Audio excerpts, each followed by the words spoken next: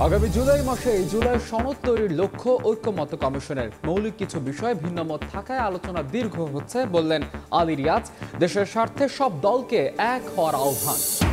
স্থলবন্দর দিয়ে বাংলাদেশ থেকে পোশাক ও প্রক্রিয়াজাত খাদ্যপণ্য আমদানি বন্ধ করল ভারত। আমদানি চালু থাকবে নবসেবা ও কলকাতা সমুদ্র বন্দর দিয়ে।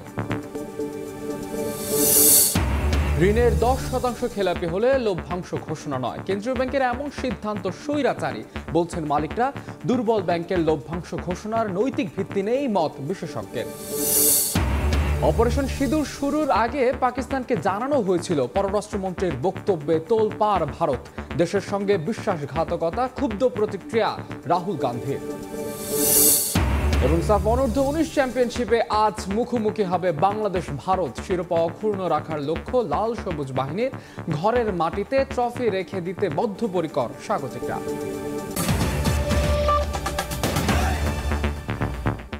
সকালের সময় সঙ্গে আছে আমি মাহাদ ইসলাম ধ্রুব। চলতি বছরের জুলাই মাসেই তৈরি হবে জুলাই সনদ, এমন লক্ষ্য নিয়ে রাজনৈতিক দলগুলোর সঙ্গে মে মাসে দ্বিতীয় দফা আলোচনা শুরু করে ঐক্যমত্য কমিশন, যেখানে মুখোমুখি অবস্থানে থাকা বিষয় হবে চূড়ান্ত সিদ্ধান্ত। কমিশনের সহসভাপতি অধ্যাপক আলী রিয়াজ বলছেন, সংস্কার নিয়ে রাজনৈতিক দলগুলোর আন্তরিকতা আশাবাদী করেছে কমিশনকে, তবে মৌলিক কিছু বিষয়ে ভিন্নমত থাকায় করতে হচ্ছে দীর্ঘ আলোচনা। স্বৈরতন্ত্র চিরতরে বিদায় করতে দলীয় স্বার্থকে উপেক্ষা করে দেশের স্বার্থে রাজনৈতিক দলগুলোকে সংস্কার কার্যক্রম এগিয়ে নেওয়ার আহ্বান রাষ্ট্রবিজ্ঞানী অধ্যাপক সাব্বির আহমেদের। হাসান ওয়ালির প্রতিবেদন। 24-এর উত্তাল জুলাই স্বৈরাচার শেখ হাসিনা সরকারের পতনের পর থেকেই দাবি ওঠে পুরো রাষ্ট্র কাঠামোই আমূল সংস্কারের। তারই প্রেক্ষিতে সংস্কারের লক্ষ্যে 2 ধাপে 11টি কমিশন গঠন করে অন্তর্বর্তী সরকার। কমিশনগুলোর সুপারিশ নিয়ে জাতীয় ঐকমত্য গঠনের লক্ষ্যে প্রধান উপদেষ্টা ডক্টর মোহাম্মদ ইউনূসের নেতৃত্বে গত 15 ফেব্রুয়ারি জাতীয় ঐকমত্য কমিশনের কার্যক্রম শুরু হয়। রাজনৈতিক দলগুলোর কাছ থেকে লিখিত মতামত নেওয়ার পর গত 20 মার্চ থেকে এখন পর্যন্ত 30টির বেশি দলের সাথে বসেছেন কমিশনের সদস্যরা। বিএনপি, জামায়াত, এনসিপি সহ বেশ কিছু দলের সাথে বৈঠক হয়েছে একাধিক দিন। 5 সংস্কার কমিশন নিয়ে আলোচনা চললেও সংবিধান নিয়েই হচ্ছে দীর্ঘ যুক্তিতর্ক। এর মধ্যে সংবিধানের মূলনীতি, প্রধানমন্ত্রীর ক্ষমতার ভারসাম্য এবং মেয়াদ, এক ব্যক্তির একাধিক দায়িত্ব পালন, গণপরিষদ নির্বাচন ও সাংবিধানিক কাউন্সিল গঠনের মতো বিষয়গুলোতে রয়েছে রাজনৈতিক দলগুলোর বিপরীতমুখী অবস্থান। এর মধ্যে সংবিধান সংশোধনের প্রক্রিয়া নিয়েও রয়েছে নানান মত। অন্যদিকে দ্বিকক্ষ বিশিষ্ট সংসদ, নারী আসন বৃদ্ধির বিষয়গুলোতে নীতিগতভাবে দলগুলো একমত হলেও বাস্তবায়নের প্রক্রিয়া নিয়ে রয়েছে ভিন্ন মত। আপনি যদি 8 ঘন্টা জন আকাঙ্ক্ষা বাস্তবায়নে রাজনৈতিক দলগুলোর আন্তরিকতায় আশা দেখছেন কমিশনের সহসভাপতি। বলছেন, আলোচনার মধ্য দিয়ে অনেক ক্ষেত্রেই পূর্বের অবস্থান থেকে সরে আসছে দলগুলো। ভিন্ন মতের বিষয় নিয়ে মে মাসের শেষ নাগাদ শুরু হবে দ্বিতীয় দফার আলোচনা। প্রাথমিক পর্যায়ে ছোট বড় মিলিয়ে সেগুলির একটা তালিকা আমরা তৈরি করে ফেলতে পারব, আর যেগুলি পারছি না সেগুলি নিয়ে দ্বিতীয় দফায় আলোচনা করি, হয়তো আমরা আরেকটু আগাতে পারবো। 15ই মার্চ আমরা আলোচনাগুলি শুরু করেছি। তার আগে বিভিন্ন দল তাদের বক্তব্য দিয়েছেন সুপারিশগুলোর ব্যাপারে। তো বসার আগে তো মনে হচ্ছিল অনেক বিষয়ে ঐক্যমত নাই, সবাই সব রকম কথা বলে, কোথায় ঐক্যমত দেখেন। এখন তো আমরা দেখছি অনেক বিষয়ে একমত আছে। অনেক দলই যখন টেবিলে আসছেন তখন যে অবস্থায় আছেন সেখান থেকে যাবার সময় কিন্তু অনেক ক্ষেত্রে পরিবর্তন ঘটছে। অনেক রাজনৈতিক দল সংস্কার কার্যক্রমের গতি নিয়ে প্রশ্ন তুলেছেন। তবে আলী রিয়াজ বলছেন, বিচার বিভাগ সহ বেশ কিছু জায়গায় এরই মধ্যে প্রস্তাবনা বাস্তবায়ন শুরু হয়েছে। জুলাই মাসে জুলাই সনদ করার পরিকল্পনা ঐকমত্য কমিশনের। আমরা যদি জুলাই মাসের মধ্যে শেষ করতে পারি তাহলে একটা জুলাই সনদ তৈরি করা যায়। এসেনশিয়ালি একটা বিচারক নিয়োগের একটা আইনগত পদ্ধতি তৈরি করা, সেটা হয়েছে। তাহলে এটা হয়েছে। আবার যেমন ধরুন কিছু কিছু সিআরপিসিতে কিছু কিছু পরিবর্তন ঘটেছে, সেগুলি অধ্যাদেশ দিয়ে করা হয়েছে। রাষ্ট্রবিজ্ঞানের অধ্যাপক সাব্বির আহমেদ মনে করেন, আধিপত্য নষ্ট হয় এমন সংস্কার রাজনৈতিক দলগুলো চায় না। ফলে ঐকমত্য তৈরিতে বেগ পেতে হচ্ছে কমিশনকে। সব দলকে দেশের স্বার্থে মৌলিক বিষয়ে একমত হওয়ার পরামর্শ তার। প্রত্যেকের মোটিভেশন হলো দলের স্বার্থ, জাতীয় স্বার্থ। এখন পর্যন্ত আমার কাছে মনে হয়নি যে জাতীয় স্বার্থে কোনো রাজনৈতিক দল তার দলের সীমাবদ্ধতার উপরে উঠতে পারছে। এখনও মনে হচ্ছে না যে বাংলাদেশের রাজনৈতিক দলগুলো ওই জায়গাতে যতটুকু সম্মত হয়, কনসেনসাস আসে, ওইটুকু করাই বেটার। বাকিটা ওই যেটা জেনারেল সনদ অন্তর্ভুক্ত করে পরবর্তী নির্বাচিত সরকারের জন্য এটা রেখে দেওয়াটাই উত্তম। ঐকমত্যের মধ্য দিয়ে হওয়া জুলাই সনদে স্বাক্ষর করার কথা রয়েছে সকল রাজনৈতিক দলের, যা বাস্তবায়ন করবে অন্তর্বর্তী সরকার এবং পরবর্তী নির্বাচিত সরকার। হাসান ওয়ালি, সময় সংবাদ, ঢাকা। গত 10 মাসেও জুলাই আন্দোলনের শহীদদের তালিকা চূড়ান্ত না হয় অন্তর্বর্তী সরকারের সক্ষমতা নিয়ে প্রশ্ন তুলে বিএনপির ভারপ্রাপ্ত চেয়ারম্যান তারেক রহমান বলেছেন, করিডোর কিংবা বিদেশিদের বন্দর দেওয়ার বিষয়ে আগ্রহ বেশি ডক্টর ইউনূস সরকারের। অযথা পরিস্থিতি ঘোলাটে না করে দ্রুত নির্বাচনের তারিখ ঘোষণার আহ্বান জানান তিনি। বিগত আওয়ামী সরকার বিরোধী যুগপৎ আন্দোলনের শরিক ন্যাশনাল ডেমোক্রেটিক মুভমেন্ট এনডিএম এর 8ম প্রতিষ্ঠাবার্ষিকী উপলক্ষে রাজধানীর বনানীর একটি হোটেলে আয়োজন করা হয় এই অনুষ্ঠানের। এতে বিভিন্ন রাজনৈতিক দলের নেতারা ছাড়াও নানা শ্রেণী পেশার মানুষ অংশ নেন। অনুষ্ঠানে প্রধান অতিথি হিসেবে ভার্চুয়ালি যোগ দেন বিএনপির ভারপ্রাপ্ত চেয়ারম্যান তারেক রহমান। গত 10 মাসে জুলাই আন্দোলনের সঠিক তালিকা চূড়ান্ত না হওয়ায় সরকারের সক্ষমতা নিয়ে প্রশ্ন তোলেন তিনি। বলেন, এই তালিকা করার চেয়ে করিডোর কিংবা বিদেশিদের কাছে বন্দর দেওয়ার বিষয়ে প্রাধান্য দিচ্ছে ইউনূস সরকার। জুলাই আগস্টের হতাহতদের সঠিক তালিকা তৈরি করার চেয়েও অন্তর্বর্তীকালীন সরকারের কাছে করিডোর প্রদান কিংবা বন্দর ব্যবস্থাপনা বিদেশির হাতে তুলে দেওয়াটাকেই বেশি প্রাধান্য বলে মনে হচ্ছে। আমরা আবারও স্পষ্ট করে জানিয়ে দিতে চাই, করিডোর কিংবা বন্দর দেওয়া না দেওয়ার সিদ্ধান্ত অন্তর্বর্তীকালীন সরকারের অবশ্যই কাজ নয়। এই সিদ্ধান্ত নেবে জনগণের ভোটে নির্বাচিত জাতীয় সংসদ বা জনগণের ভোটে নির্বাচিত সরকার। তারেক রহমান বলেন, সুকৌশলে সংস্কারের নামে অভিনব বেড়াজালে জাতীয় নির্বাচনের দিন তারিখ ঘোষণা আটকে দিয়েছে অন্তর্বর্তী সরকার। অযথা পরিস্থিতি ঘোলাটে না করে দ্রুত নির্বাচনের তারিখ ঘোষণার আহ্বান জানান তিনি। সরকার বরং জাতীয় নির্বাচনের সুনির্দিষ্ট দিন তারিখ ঘোষণাকে সুকৌশলে অল্প সংস্কার, বেশি সংস্কার এ ধরনের একটি অভিনব শর্তের বেড়াজালে বলা যায় আটকে দিয়েছে। পরিস্থিতি অযথা ঘোলাটে না করে জাতীয় নির্বাচনের সুস্পষ্ট তারিখ ঘোষণা করুন। জনগণের ভোটে জনগণের কাছে দায়বদ্ধ সরকার প্রতিষ্ঠা করা না গেলে পতিত পলাতক স্বৈরাচারকে মোকাবেলা করা সহজ হবে না। বিএনপির ভারপ্রাপ্ত চেয়ারম্যান বলেন, বর্তমান সরকার জনগণের জবাবদিহি সরকার নয়, তাই অন্তর্বর্তী সরকারের উচিত হবে জনগণের আশাকাঙ্ক্ষা বাস্তবায়নের মাধ্যমে নির্বাচিত সরকার প্রতিষ্ঠা করা। বিনিয়োগ সম্মেলন করলেও। আহমেদ সালেহীন, সময় সংবাদ, ঢাকা। স্থলবন্দর দিয়ে বাংলাদেশ থেকে পোশাক ও প্রক্রিয়াজাত খাদ্যপণ্য আমদানি বন্ধ করল ভারত। শনিবার হঠাৎ করে বাংলাদেশের 6 ধরনের পণ্য আমদানিতে স্থলবন্দর ব্যবহারে নিষেধাজ্ঞা জারি করেছে দেশটি। এসব পণ্য আসাম, মেঘালয়, ত্রিপুরা ও মিজোরামের সীমান্তবর্তী কোনো শুল্ক কেন্দ্র দিয়ে আমদানি করা যাবে না। আমদানি চালু থাকবে নবসেবা ও কলকাতা সমুদ্র বন্দর দিয়ে।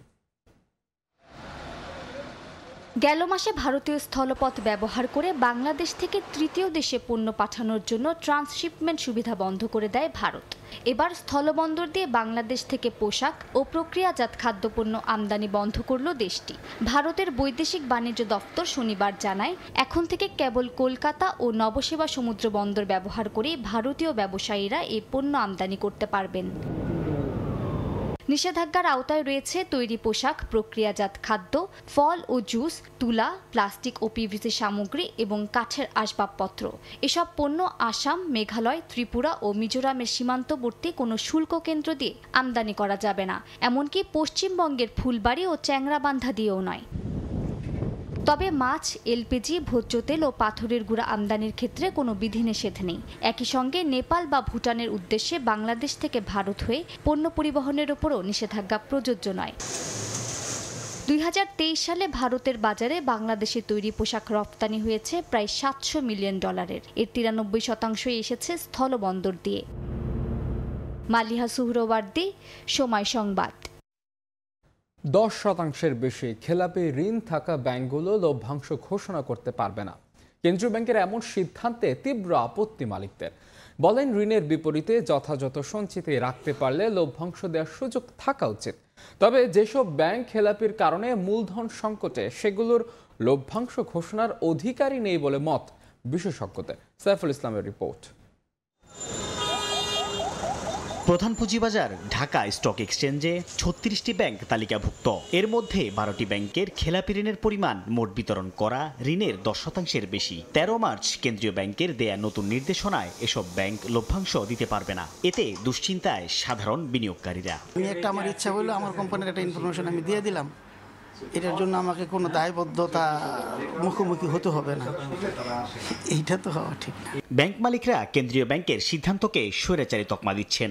বলছেন, কোনো ব্যাংক যদি খেলাপি ঋণের বিপরীতে যথাযথভাবে সঞ্চিতি রাখতে পারে তাহলে কেন লভ্যাংশ ঘোষণা করতে পারবে না? যদি একটা ব্যাংক তার 10% হোক, 12% হোক খেলাপি ঋণ বা 15% হোক, যদি যথাযথভাবে প্রভিশনিং করে টাকা যদি তার ব্যাংকে থাকে, সেখানে ডিভিডেন্ড না দেওয়ার তো কোনো কারণ নেই। যারা এগুলি ওভারসি করার কথা তাদের মন মতো ওরা করে দিলে, এগুলি কয়েকদিন পরে যখন গণতান্ত্রিক সরকার আসবে এগুলি তোপের মুখে সব উড়ে চলে যাব। খেলাপি ঋণের ভারে অনেক ব্যাংক মূলধন ঘাটতিতে। দুর্বল এসব ব্যাংকের লভ্যাংশ ঘোষণার নৈতিক ভিত্তি নেই বলে মত ব্যাংক খাত বিশেষজ্ঞদের। খুবই স্বাভাবিক একটা আচরণ বাংলাদেশ ব্যাংকের পক্ষে, কারণ পৃথিবীর সব দেশেই এই ধরনের নিয়মকানুন, আপনার যদি প্রভিশনিং শর্টফল থাকে, আপনি যদি ডিভিডেন্ড না দিতে পারেন, আপনার যদি ক্যাপিটাল শর্টফল থাকে, তাহলে কেউ প্রফিট ডিক্লেয়ারই করতে পারে না, তাই না? সুতরাং আমাদের দেশে যে এটা করা হয়েছে, এটা আমি খুব আশ্চর্য হইনি। এটা তো স্বাভাবিক। আসলে আমার কাছে তো মনে হচ্ছে ওরা স্বাভাবিকতার দিকে যাচ্ছে। গেল বছরের ডিসেম্বর শেষে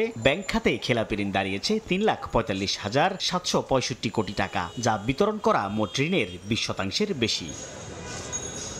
প্রতিষ্ঠানের আর্থিক ভিত্তি দেখে পুঁজিবাজারে অর্থলগ্নি করেন বিনিয়োগকারীরা। খেলাপির ভারে নুয়ে পড়া দুর্বল ব্যাংকগুলো যদি লভ্যাংশ ঘোষণার সুযোগ পায়, সেক্ষেত্রে শেয়ারের দাম বেড়ে যাওয়ার আশঙ্কা আছে, যা সাধারণ বিনিয়োগকারীদের সাথে প্রতারণার শামিল বলে মনে করছেন অর্থনীতিবিদরা। সাইফুল ইসলাম, সময় সংবাদ, ঢাকা। সকালের সময় আরও থাকছে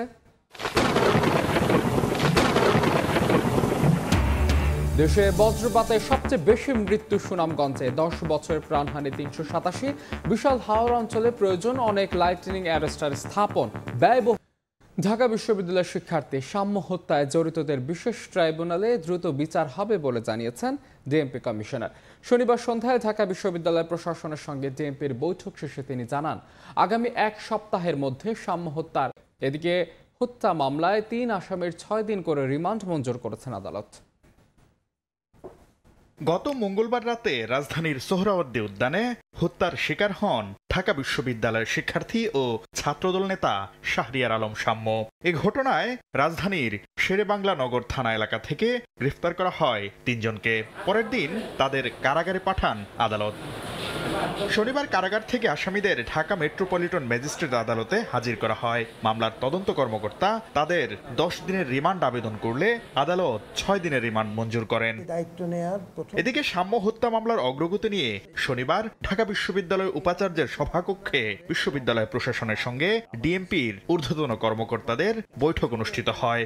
বৈঠক শেষে ডিএমপি কমিশনার জানান, আগামী 1 সপ্তাহের মধ্যে সাম্য হত্যার রহস্য উদ্ঘাটনের পাশাপাশি চার্জশিট দেয়া হবে, আর জড়িতদের বিচার হবে বিশেষ ট্রাইব্যুনালে। মনে করতেছি যে 1 সপ্তাহের মধ্যে এটা উদ্ঘাটিত হবে এবং আমরা চার্জশিট দিয়ে এই অপরাধের বিশেষ ট্রাইব্যুনালে এটা পাঠায়ে দ্রুততম সময়ের মধ্যে বিচার করে সর্বোচ্চ শাস্তির ব্যবস্থা গ্রহণের জন্য সকল ব্যবস্থা নেব।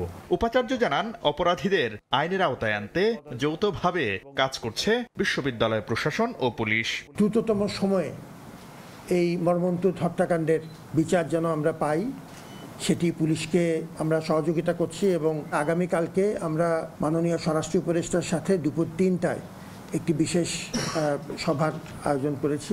বিশ্ববিদ্যালয়ের নিরাপত্তায় টিএসসি সংলগ্ন সোহরাওয়ার্দী উদ্যানের গেট বন্ধ করা সহ নানা উদ্যোগের কথাও জানান উপাচার্য। শাকির আহমেদ, সময় সংবাদ, ঢাকা। এই শিল্পায়নে হচ্ছে না কাঙ্ক্ষিত কর্মসংস্থানও, সম্ভাবনার দুয়ার খুলছে না পর্যটন শিল্পেও। সব মিলিয়ে অর্থনৈতিক উন্নয়নে এখনও পিছিয়ে ময়মনসিংহ বিভাগ। এমন অবস্থায় অঞ্চল ভিত্তিক শিল্পায়নের বিকল্প নেই বলে মনে করেন অর্থনীতিবিদরা। জেলা প্রতিবেদকদের সহায়তায় ওবায়দুল হকের প্রতিবেদন। 2015 সালের 13 অক্টোবর ময়মনসিংহ, জামালপুর, নেত্রকোনা ও শেরপুর এই 4 জেলার সমন্বয়ে প্রতিষ্ঠিত হয় ময়মনসিংহ বিভাগ। প্রতিষ্ঠার 9 বছর পেরিয়েছে, তবে উন্নয়নের গল্পে এখনো পিছিয়ে ব্রহ্মপুত্র পাড়ের এই বিভাগ।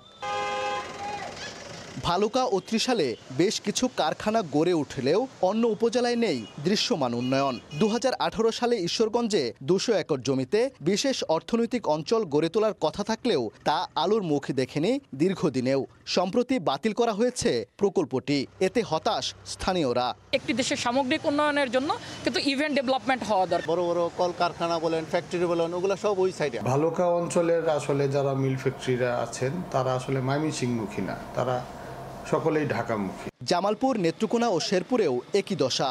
শেরপুরে পর্যটন শিল্পে সম্ভাবনা থাকলেও গড়ে ওঠেনি কাঙ্ক্ষিত অবকাঠামো। হাওড়া অঞ্চল নেত্রকোনায় এক ফসলি কৃষির উপর নির্ভরশীল শ্রমজীবী মানুষ বর্ষাকালে থাকেন বেকার। গ্যাস সংকটে থমকে আছে বিসিক শিল্পাঞ্চলের কার্যক্রম।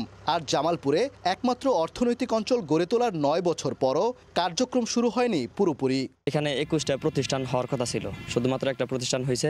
আমরা ভাবছিলাম যে আমরা এখানে কর্ম করব, কিন্তু এটা হইতাছে না। সরকার আমাদের জমি চাইছে, আমরা জমি দিছি, কিন্তু 8-9 বছর হয়ে গেল, এখন পর্যন্ত জমির যে কোনো অগ্রগতি, কোনো শিল্প কারখানা হচ্ছে না।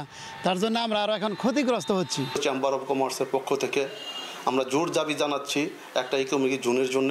অর্থনীতিবিদরা বলছেন উন্নয়ন অগ্রযাত্রায় প্রয়োজন অঞ্চলভিত্তিক শিল্পায়ন। যদি অ্যাগ্রো প্রসেসিং ইন্ডাস্ট্রি করা যায় বা কোনো একটা অর্থনৈতিক জোন তৈরি করা যায়, তাহলে এখানকার মানুষের আয় রোজগার বাড়বে। এই যখন পরিস্থিতি, তখন সরকারি উদ্যোগের অপেক্ষায় স্থানীয় প্রশাসন।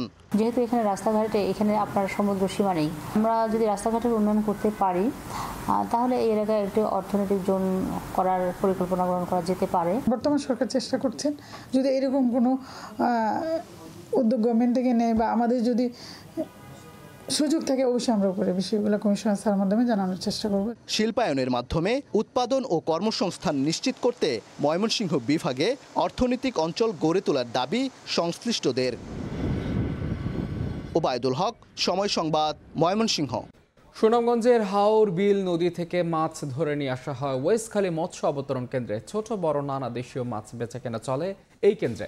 এ বিষয়ে সবশেষ খবর জানাতে সেখানে আছেন সহকর্মী হিমাদ্রি শেখর ভদ্র। সরাসরি যাচ্ছে তার কাছে। হিমাদ্রি,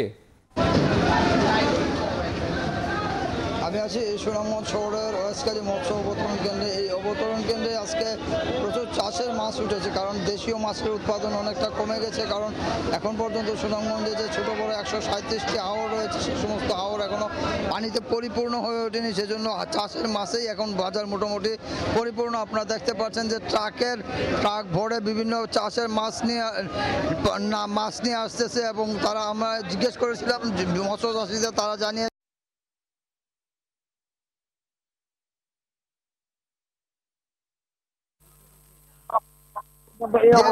অবস্থায় চলতে থাকবে যতক্ষণ পর্যন্ত সুনামগঞ্জের হাওরগুলি পানিতে পরিপূর্ণ না হবে, এবং যদি পাহাড়ি ঢলে যতক্ষণ পর্যন্ত এই হাওরগুলি পরিপূর্ণ না হবে ততক্ষণ পর্যন্ত এই অবস্থা চলতেই থাকবে।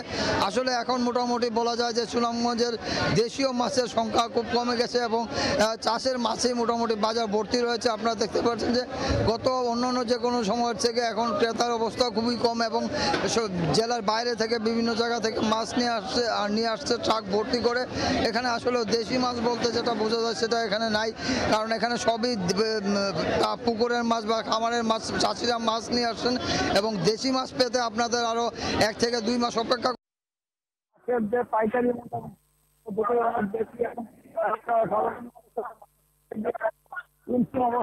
মানুষ দেশি মাছ খেতে পারবে। আসলেও এই সময়ে মাছের যে পাইকারি মূল্য এবং খুচরা মূল্য দুটোই অনেক বেশি, এবং সাধারণ মানুষের মাছ কিনতে গিয়ে অনেকটা হিমশিম অবস্থায় আছে না, এবং পাইকারও জানাচ্ছেন যে আসলেও অস্বাভাবিক দরের কারণে তারা চাষের মাছও কিনতে পারছেন না, কারণ এই অন্য যে কোনো সময় থেকে এখন মাছের একটা সংকট বয়সে বলা যায়। এবং আমরা কথা বলেছিলাম এখানকার মৎস্য চাষিদের সাথে, তারা জানিয়েছেন যে আসলে হাওরে এখন পর্যন্ত মাছের যে ধরা হাওরের মাছ ধরা যেটা এখনো শুরু হয় না, কারণ হাওরগুলি এখনো পানিতে বা পাহাড়ি ঢলে পরিপূর্ণ হয় নাই। হাওরের পাহাড়ি ঢল না থাকার কারণে এখন পর্যন্ত দেশীয় মাছ জেলেদের জালে ধরা পড়ছে না এবং জেলেরাও মারতে পারছে না। সেই কারণে আসলে সুনামগঞ্জে দেশীয় মাছের যে সংকট সেটা রয়েছে। হাওরের যে মিঠা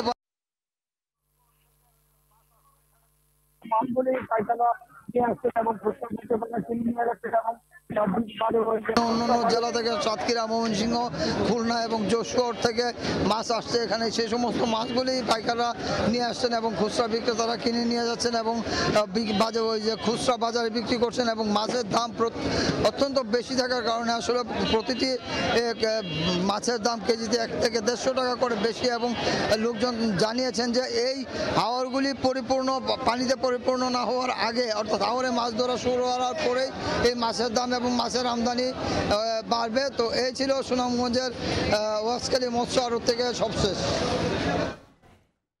সুনামগঞ্জ থেকে মাছ বেচা কেনার খবর জানাচ্ছিলেন সহকর্মী হিমাদ্রি শেখর ভদ্র। সকালের সময় আরও থাকছে, মালয়েশিয়ায় নিয়মিত অভিযানে আটক হচ্ছে বিপুল সংখ্যক বাংলাদেশি। সাধারণ ক্ষমার আওতায় নিজ দেশে ফিরতে কর্মসূচির ঘোষণা দেশটির সরকারের চলবে আগামী বছরের 30 এপ্রিল পর্যন্ত। দেশে বজ্রপাতে সবচেয়ে বেশি মৃত্যু হয় হাওর পাড়ের জেলা সুনামগঞ্জে। প্রাকৃতিক এই দুর্যোগে সবচেয়ে বেশি শিকার শ্রমজীবী মানুষ। তথ্য বলছে গত 10 বছরে এই জেলায় বজ্রপাতে প্রাণ হারিয়েছেন 387 জন মানুষ। স্থানীয়দের অভিযোগ, জানমাল রক্ষা এখনও নেওয়া হয়নি কোনো প্রকল্প। জেলা প্রশাসন বলছে হাওর অঞ্চলে লাইটনিং অ্যারেস্টার স্থাপনের চিন্তা রয়েছে, তবে তা ব্যয়বহুল। হিমাদ্রি শেখর ভদ্রের পাঠানো তথ্য, ছবি নিয়ে রিপোর্ট। দেশে প্রতি বছরই বজ্রপাতে বেঘরে প্রাণ হারাচ্ছে বহু মানুষ, যা রীতিমতো পরিণত হয়েছে আতঙ্কে। সবচেয়ে বেশি প্রাণহানি হাওর অঞ্চলে। তাই তো আকাশে মেঘ দেখলেই ভয় পান হাওর পাড়ের জেলা সুনামগঞ্জের মানুষ। বৃষ্টি শুরু হলে অনেকেই আশ্রয় নেন গাছ ও ছাউনির নিচে। এরপরও প্রাণহানি কমছে না। গত 10 বছরে এই জেলায় বজ্রপাতে প্রাণ হারিয়েছেন 387 জন মানুষ। প্রাকৃতিক এই দুর্যোগে সবচেয়ে বেশি শিকার শ্রমজীবী মানুষ। ও তো টাটা বাড়ির সময় তো এখানে কোনো বাড়ি করতাম না, কিন্তু আমরা আর মানে আল্লাহ ভরসা কইরা মানে বই থাকি। এটা নাগা উড়ায় বাতাসে, এটা নাগা উড়ায় বাতাসে জাগাতে বই তাই দানের মায়া যাইতেন ব্যবস্থা নাই। আমরা তেরবাল থাকে না, এগুলাতে কিছু মানে জান রক্ষা করে। ঠাডা মেঘ দিলে তো আমরা ওইখানে বই থাকি, মদান গন নাই, বাড়ি নাই, গন নাই। জেলা প্রশাসন বলছে বিশাল হাওর অঞ্চলে অনেক লাইটনিং অ্যারেস্টার স্থাপন করা প্রয়োজন, যা অত্যন্ত ব্যয়বহুল। একটা হাওরের মোটামুটি আয়তন, গড় আয়তন আমার বিশ্বাস যে 20 থেকে 25 বর্গ কিলোমিটার। তাই এর মধ্যে অনেক এই ধরনের বজ্র নিরোধক দণ্ড লাগবে, যেটা মানে এফোর্ড করা সরকারের পক্ষে হয়তো সময়সাধ্য ব্যাপার। বজ্রপাত থেকে বাঁচতে সচেতনতার বিকল্প নেই বলেও মনে করেন সংশ্লিষ্টরা। সময় সংবাদ, সুনামগঞ্জ। ধান কাটা প্রায় শেষ, তবে সরকারি গুদামে ধান নিয়ে গেলে বিভিন্ন অজুহাতে ফিরিয়ে দেওয়া হচ্ছে বলে অভিযোগ চাষিদের। দালাল আর মিলারদের সিন্ডিকেটে জিম্মি তারা। যদিও খাদ্য বিভাগ বলছে লটারির মাধ্যমে প্রকৃত কৃষকদের তালিকা করা হয়েছে। রাশেদ আহমেদ খানের তথ্য ও ছবিতে রিপোর্ট। ধান ঘরে তোলার উৎসব চলছে হবিগঞ্জে। সোনালী ধানে রঙিন স্বপ্ন বুনলেও তা ফিকে হয়ে আসছে ন্যায্য দাম না পাওয়ায়। বাজারে প্রকারভেদে প্রতিমণ ধান বিক্রি হচ্ছে 1000 থেকে 1100 টাকায়, যা থেকে উৎপাদন খরচও উঠছে না। এছাড়া সরকারিভাবে ধান সংগ্রহের 1 মাস হতে চললেও সংগ্রহ হয়েছে মাত্র 12%। আর দালাল ছাড়া গুদামেও ধান দিতে পারছেন না কৃষক। মাথার গাম ফালাইয়া এই মূল্যটা আমরা পাই না, কৃষক বাঁচতাম আমরা কিভাবে? দালাল গুদাম ধান নেয়, আমরা ধান নেয় না। গুদামের মধ্যে যদি ন্যায্য মূল্যে না পাওয়া যায়, তাইলে তো আগামীতে আমরা ধান না ফলানি সবচেয়ে ভালো। লটারির মাধ্যমে প্রকৃত কৃষকদের কাছ থেকেই ধান নেওয়া হচ্ছে বলে দাবি খাদ্য নিয়ন্ত্রণ কর্মকর্তার। যারা ধান দেওয়ার জন্য আপনার অ্যাপসের মাধ্যমে নিবন্ধিত হয়েছেন, প্রকৃত কৃষকদেরকে বাছাই করে লটারির মাধ্যমে এবং তাদের অ্যাকাউন্টে আমরা ধানের মূল্য পরিশোধ করছি এবং এখানে দালালির কোনো এখানে ধান দেওয়ার কোনো সুযোগ নাই। চলতি বছর জেলায় 8257 মেট্রিক টন ধান ও 24176 মেট্রিক টন চাল সংগ্রহের লক্ষ্যমাত্রা নির্ধারণ করা হয়েছে। সময় সংবাদ, হবিগঞ্জ। প্রাকৃতিক বিপর্যয়ে দিশেহারা জামালপুরের লিচু চাষিরা। শিলাবৃষ্টিতে লিচুর ফুল ও মুকুল নষ্ট হয়েছে, আর তাপপ্রবাহের কারণে ফলন কম হয়েছে। তবে কৃষি কর্মকর্তা বলছেন, চলতি বছর লিচুর ফলন কিছুটা কম হলেও আকারে বড় হয়েছে। জাহাঙ্গীর আলমের তথ্য, আবুল কালাম আজাদের ছবি নিয়ে রিপোর্ট। জামালপুরের ৭ উপজেলার মধ্যে সবচেয়ে বেশি লিচুর চাষ হয় সদর উপজেলায়। চায়না 3, এলাচি, বোম্বাই এবং মুজাফফরি জাতের লিচুর চাষ হয় এই এলাকায়। গত কয়েক বছর ধরে লিচু চাষে লাভবান হওয়ায় আগ্রহ বেড়েছে চাষিদের, কিন্তু চলতি বছর ঝড় বৃষ্টিতে ফুল ও মুকুল নষ্ট হয়েছে। এতে দিশেহারা হয়ে পড়েছেন চাষিরা। এছাড়াও তাপপ্রবাহের কারণে ফলন কম হয়েছে। দাম কম থাকায় খরচের টাকা ওঠানো নিয়ে শঙ্কায় চাষিরা। প্রচুর খরা থাকার জন্য আমাদের মুকুল শুরুতেই নষ্ট হয়ে গেছিল। পোকা বেশি লেচুর মধ্যে। এবার ব্যাপারীরা আইসা খালি লেচু নিবার চায় না। সার বীজ দেওয়ার পরে দেখা গেল সারে তেমন কাজ করে না, লেচু অনেক ফাইটা যাইতেছে, জয়রা যাইতেছে, পোকা। লিচুর ফলন কিছুটা কম হলেও আকারে বড় হয়েছে জানিয়ে কৃষি কর্মকর্তা জানান, লোকসান পুষিয়ে নিতে চাষিদের পরামর্শ দেওয়া হচ্ছে। লিচুর একটা যে সেচ ব্যবস্থাপনা, সেচের উপর প্রয়োগ করতে হয়, গাছের ফলে সেচ দিতে হয়, তো সেটা আমরা প্রয়োজনীয় সময় মতো আমরা পরামর্শ দিয়েছি। জেলায় ১৫০ হেক্টর জমিতে লিচুর বাগান আছে, এর মধ্যে সদর উপজেলায় ১৪ হেক্টর। সময় সংবাদ, জামালপুর। অনাবৃষ্টি ও টানা খরার পর বৃষ্টির পানি পেয়ে বদলে গেছে মৌলভীবাজারের চা বাগান। কচি পাতার সমারোহে ক্রমান্বয়ে ভরে উঠছে বাগানগুলো। মৌসুমের শুরুতে চা শ্রমিকরা নতুন পাতা ওঠাতে ব্যস্ত। বৃষ্টি অব্যাহত থাকলে কাঙ্ক্ষিত উৎপাদন সম্ভব বলছেন চা শিল্পের সঙ্গে সংশ্লিষ্টরা। শাহ অলিদুর রহমানের পাঠানো তথ্য, মোহাম্মদ জিয়ারুব আহমদের ছবিতে রিপোর্ট।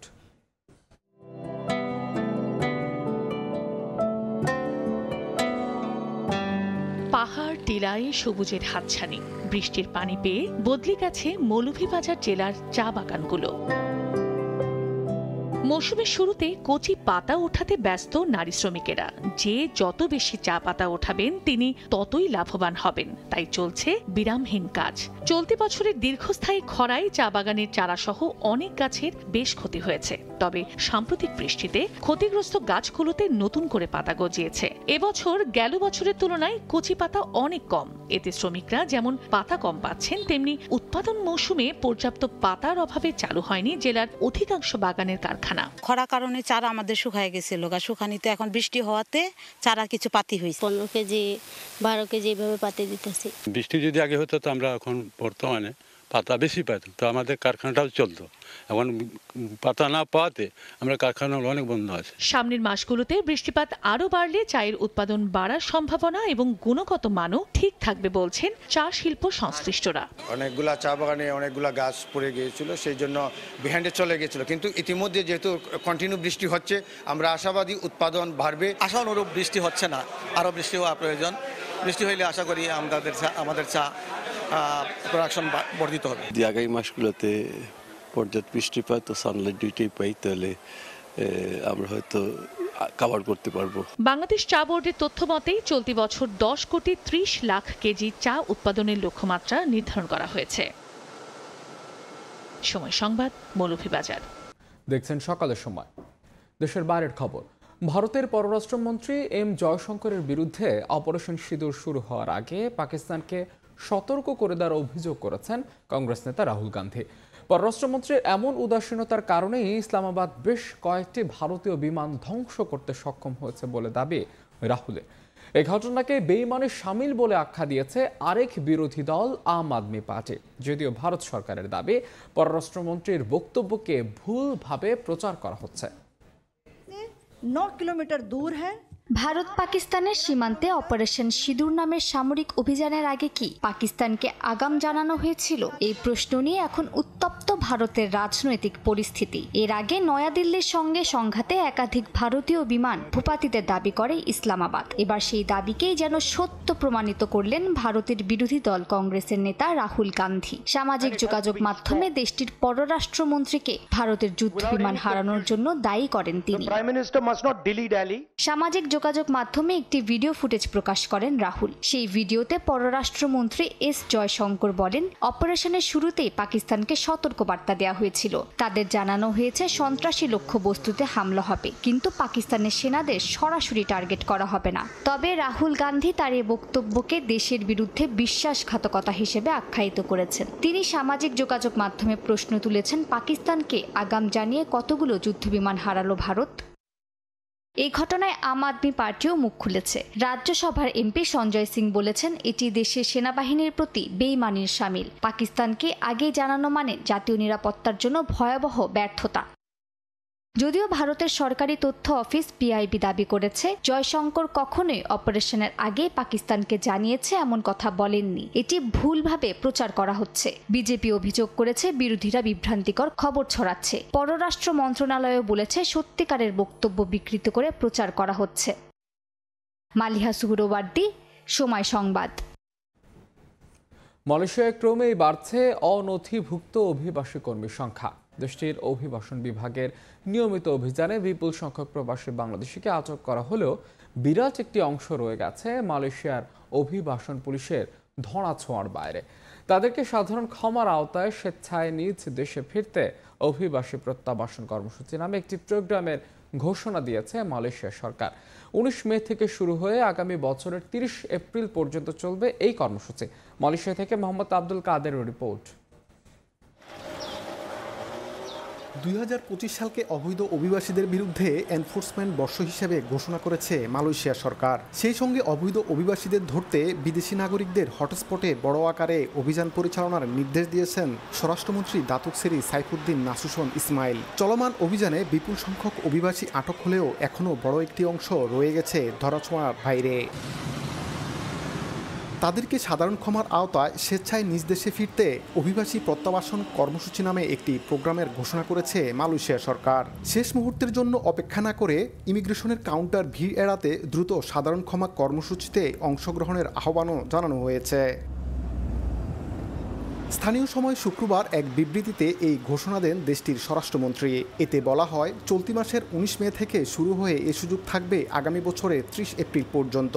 প্রত্যাবাসনের এই কর্মসূচির মাধ্যমে জেল বা বিচারের মুখোমুখি হওয়া ছাড়াই নিজ নিজ দেশে ফেরার সুযোগ পাবেন অবৈধ অভিবাসীরা। তবে অপরাধের ধরন অনুযায়ী 300 থেকে 500 রিঙ্গিত জরিমানা দিতে হবে কারো কারো। মালয়েশিয়া সরকার যদি নতুন করে যারা অবৈধ আছে তাদের জন্য বৈধ হওয়ার সুযোগ দিত তাহলে খুব ভালো হতো। যারা অবৈধ, অসুস্থ এবং এখানে যারা অ্যাক্সিডেন্ট হয়ে পড়ে আছে রুমে, তারা যাইতে পারতেছিল না, এখন মালয়েশিয়া সরকার সুযোগটা দিয়েছে, তারা অবশ্যই এখন দেশে যাইতে পারবে। আমরা সবাই মালয়েশিয়ার পক্ষ থেকে মালয়েশিয়ার প্রধানমন্ত্রীকে ধন্যবাদ জানাই। আমি জানাই যে আমরা যারা অবৈধ আছি তাদেরকে যেন সুযোগ দেয় বৈধ হওয়ার জন্য। এদিকে 18 বছরের কম বয়সীদের কাছ থেকে জরিমানা পরিশোধ না করলেও তাদের বিশেষ পাসের জন্য 20 রিঙ্গিত পরিশোধ করতে হবে। এর আগে এ ধরনের কর্মসূচিতে নিবন্ধন করে যারা মালয়েশিয়া ত্যাগ করেননি তারা এই সুযোগ পাবেন না বলে সাফ জানিয়ে দিয়েছেন তিনি। নির্ধারিত সময়ের মধ্যে অবৈধ অভিবাসীরা জরিমানা পরিশোধ করে দেশে না ফিরলে তাদের বিরুদ্ধে কঠোর ব্যবস্থা নেওয়ার হুঁশিয়ারি দিয়েছে মালয়েশিয়ার অভিবাসন বিভাগ। মোহাম্মদ আব্দুল কাদের, সময় সংবাদ, কুয়ালালামপুর, মালয়েশিয়া। দেখছেন সকালের সময়। সাফ অনূর্ধ্ব 19 চ্যাম্পিয়নশিপের খবর। শিরোপা জয়ের মিশনে আজ মুখোমুখি হবে টুর্নামেন্টের অপরাজিত দুই দল বাংলাদেশ ও ভারত। বর্তমান চ্যাম্পিয়ন বাংলাদেশের লক্ষ্য শিরোপা অক্ষুণ্ণ রাখা। অন্যদিকে প্রতিপক্ষকে শক্তিশালী মানলেও ঘরের মাটিতে ট্রফি রেখে দিতে বদ্ধপরিকর স্বাগতিক ভারত। অরুণাচলের গোল্ডেন জুবলি স্টেডিয়ামে রোমাঞ্চকর ফাইনাল মাঠে গড়াবে সন্ধ্যা 7:30টায়। সোনালি এই ট্রফিটার জন্য অধীর অপেক্ষা দু দলের। প্রথমবারের মতো সাফ অনূর্ধ্ব 19 চ্যাম্পিয়নশিপের ফাইনালে ভারতের মুখোমুখি হবে বাংলাদেশ। শিরোপার হাত ছোঁয়া দূরত্বে থাকা লাল সবুজ বাহিনীর সামনে আর মাত্র একটা ম্যাচের অপেক্ষা। কোনো ম্যাচ না হেরেই শিরোপার মঞ্চে গোলাম রব্বানী ছোটনের দল, যেটা আত্মবিশ্বাস জোগালেও সাবধানী লাল সবুজ বাহিনী। সাম্প্রতিক সময়ে বাংলাদেশ ভারত ম্যাচ মানেই বাড়তি উত্তাপ। স্বাগতিকদের শক্তিশালী মানলেও শিরোপা জয়ের মিশনে কোনো রকম ভুল করতে চায় না ফয়সালরা। টুর্নামেন্টের প্রত্যেকটা ম্যাচেই আপনার ভালো ফুটবল খেলেছে এবং তারা এই টুর্নামেন্টে অনেক কিছু শিখতে পেরেছে। এখন তারা অনেকটা আত্মবিশ্বাসী এবং তারা ফাইনালের জন্য পুরোপুরিভাবেই প্রস্তুত। ইন্ডিয়া ভালো টিম, এটা আমরা সবসময় রেসপেক্ট করি, বাট আমরা এসেছি আমাদের লক্ষ্য পূরণ করার জন্য। তো আমরা আমাদের দিক থেকে 100% এফোর্ট দেওয়ার চেষ্টা করবো এবং আমরা আমাদের লক্ষ্য পূরণ করার চেষ্টা করবো ইনশাল্লাহ। এদিকে টুর্নামেন্টের সবকটি ম্যাচ জিতে আত্মবিশ্বাসের তুঙ্গে আছে ভারত। ঘরের মাঠ আর হোম ক্রাউড নিজেদের পক্ষে থাকলেও টুর্নামেন্ট জুড়ে বাংলাদেশের দারুণ পারফরমেন্স মাথা ব্যথার কারণ জুনিয়র ব্লু টাইগারদের। সবাই জানে বাংলাদেশ খুব ভালো দল, তারা ভালো খেলেছে, বিশেষ করে সেমিফাইনালে যেভাবে খেলেছে তা প্রশংসার। তাদের প্রতি আমাদের সম্মান রয়েছে। ফাইনালের জন্য আমরা নিজেদের প্রস্তুত করছি, ফাইনালে সর্বোচ্চটা দিয়েই চেষ্টা করব। আমরা আমাদের সেরাটা দিয়ে খেলতে চাই। এখানে দর্শকরা আমাদের পক্ষেই থাকবে। ফুটবলে কি হয় তা বলা যায় না, তবে লড়াইয়ের জন্য আমরা প্রস্তুত। ট্রফিটা আমরা ঘরেই রেখে দিতে চাই। 2023-এ বয়সভিত্তিক সাফার এই ক্যাটাগরিতে শিরোপা জিতেছিল ভারত। তাজিন খন্দকার, সময় সংবাদ। সকালের সময় শীর্ষ সংবাদগুলো জানিয়ে দিচ্ছে আরেকবার। আগামী জুলাই মাসে জুলাই সনদ তৈরির লক্ষ্য ঐক্যমত্য কমিশনের মৌলিক কিছু বিষয়ে ভিন্নমত থাকায় আলোচনা দীর্ঘ হচ্ছে বললেন আলী রিয়াজ। দেশের স্বার্থে সব দলকে এক হওয়ার আহ্বান। স্থলবন্দর দিয়ে বাংলাদেশ থেকে পোশাক ও প্রক্রিয়াজাত খাদ্যপণ্য আমদানি বন্ধ করল ভারত। আমদানি চালু থাকবে নবসেবা ও কলকাতা সমুদ্র বন্দর দিয়ে। এবং ঋণের 10% খেলাপি হলে লভ্যাংশ ঘোষণা নয়, কেন্দ্রীয় ব্যাংকের এমন সিদ্ধান্ত স্বৈরাচারী বলছেন মালিকরা। দুর্বল ব্যাংকের লভ্যাংশ ঘোষণার নৈতিক ভিত্তি নেই মত বিশ্লেষকদের।